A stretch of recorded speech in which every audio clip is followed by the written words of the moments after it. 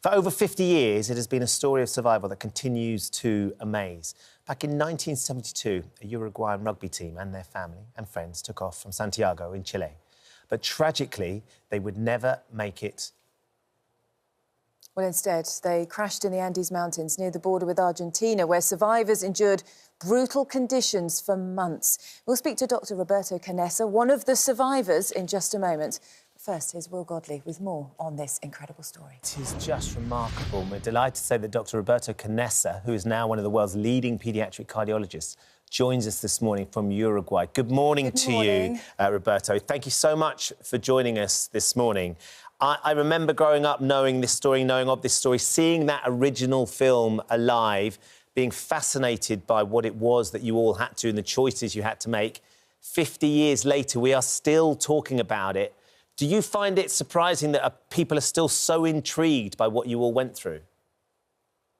No, I think it's okay to be fascinated, because after being 2 months lost and all our families thinking that we were dead, and we just appear walking with Nando Parado. And I remember I was sitting in the middle of the Andes, and a guy came and said, I'm from the BBC, and what the hell are you doing here? No, you're resuscitated. You were dead and you're alive now. So there was a huge mistake thinking that we were dead and that we were alive. So what happened? How did it go? What happened to you? So this was one of the major questions that the world used to make us. We were all, and to try and understand how you survived and what you went through during that period. I wonder what you first think of when you think back to those days after the crash of the plane, when you realise that you're all alive but no one's coming to rescue you. What memories does that conjure for you? Well, there was mistakes and mistakes. The plane had crashed. I thought I was going to die in the crash while the plane was sliding down at the side of the mountain. And when the plane stopped, I couldn't believe I was alive. My legs were there. My head was okay. And I thought I'm going to come out from the wreckage of the fuselage, and there are going to be ambulances, the police, the firemen, all people are going to come and help us. But when I went out to the back of the plane, the tail wasn't anymore there, and I look around and we're in the middle of the mountain. It was devastating to feel how lonesome we were, and there was a mess. People were injured, people were crying, people were shouting. So it began in a succession of unbelievable situations that we were having there. And I think that's what makes the story so incredible, and why there's the film alive, why our dear friend Piers Paul Reed did the film alive, why Pablo Bierzi made the new film, The Society of the Snow. So it's an experiment of human behavior. That's a real value and importance of seeing, and the film is very empathic and tells you what would you have done if you were there, because the planes that they are shot in a way by Bayona shows that you're feeling that you're sitting there in the wreckage of a fuselage. Yeah, and it just seems terrifying watching that and thinking, what on earth would you do? And I think for you, I guess, you went through so much on a physical level, didn't you? Everything that you had to cope with. But actually, do you think it was mentally that strength that got you through it? Because, the decisions that you had to make in the end to eat those people, to survive, in order to get you through that. You had to have that absolute will to survive, come what may, which not everybody would necessarily have been able to do. Well, the people that look from the story from outside, they think that eating our dead friends was the worst part.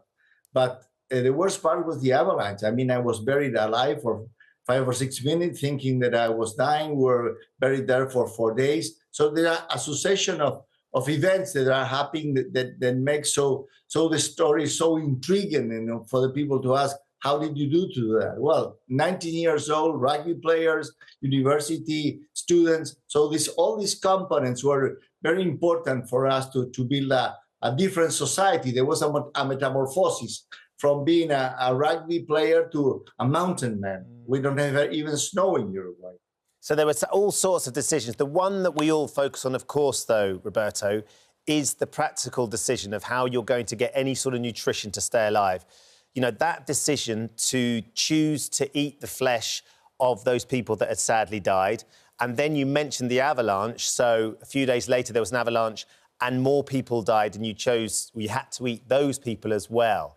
How do you, I mean, even me saying out loud, it's a very surreal thing to say. How have you balanced that over the years with regards to sort of how we go about everyday life? And what's the reaction, and what was the reaction from your family and friends to have you home when they understood what you had to do to stay alive?